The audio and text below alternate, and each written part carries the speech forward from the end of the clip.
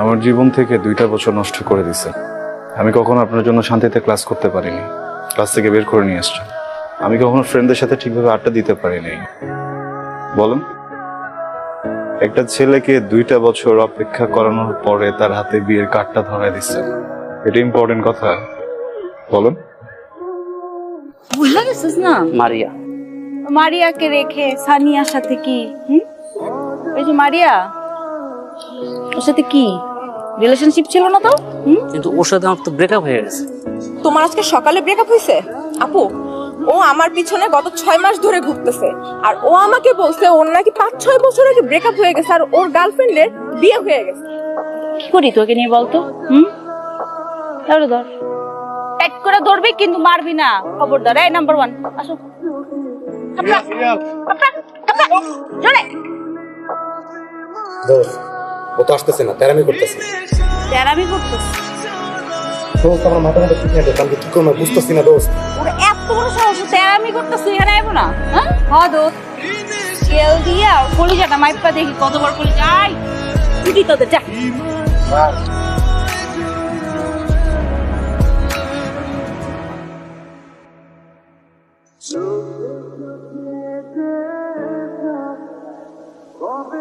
ও, ওনারা আসছিল আমাকে নিতে, আপনি রেখেছিলেন। সরি, আসলে আমার র্যাক পছন্দ না। ইয়ে আর কথা বলতে সমস্যা কি তোর? পলাশ সামনে তুই নেতাই গেলি, কোনো কিছু বলতে পারলি না। দোস্ত, আমার না মানে গলা দিয়ে বেরোইতেছিল না ওর সামনে শব্দ। আমি কি করছি? আমি এটা আমি আমার তো কিছু করার কথা ছিল না ওরে। এখন আমার মুড নাই, র্যাক ট্যাক দেয়ার এখন মুড নাই। চল চা খাই বাইরে গিয়ে, পরে কথা হবে। হ্যাঁ, কালকে দেখবো।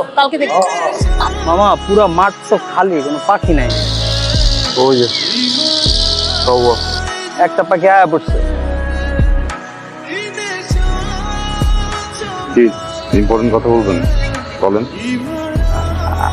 আসলে কথাটা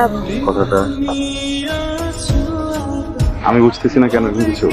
দেখেন, 2টা বছর হয়ে গেছে, প্রত্যেক দিন এসব এক্সকিউজ শুনতে শুনতে না আসল কথাটা শোনা হচ্ছে। আপনার ইম্পর্টেন্ট কথা না বলছেন না কেন? বলেন। লিখতে না পারলে টেক্সট করেন।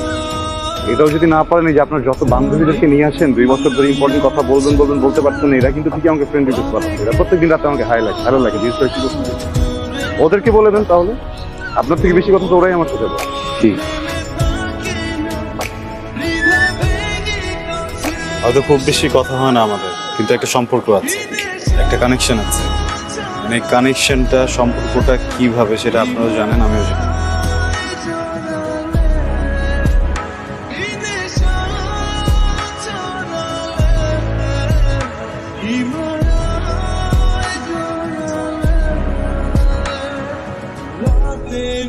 আমার জীবন থেকে 2টা বছর নষ্ট করে দিছে।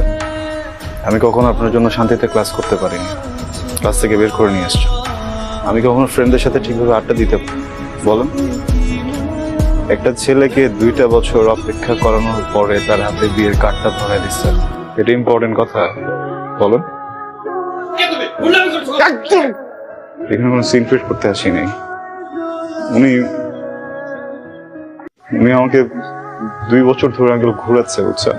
প্লিজ আঙ্কেল, বছর ছটফট করছেন না কথাটা বলার জন্য, এর থেকে অনেক বেশি ছটফট আমি করছি কথাটা শোনার জন্য। আচ্ছা, একটু বলেন প্লিজ। ভালোবাসি, আমি তোমাকে ভালোবাসি।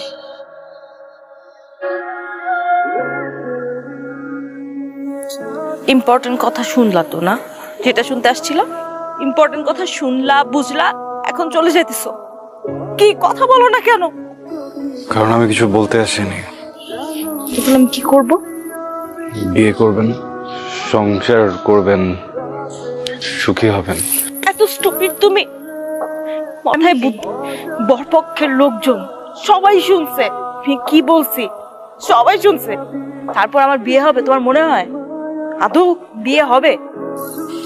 সরি। ফাইন।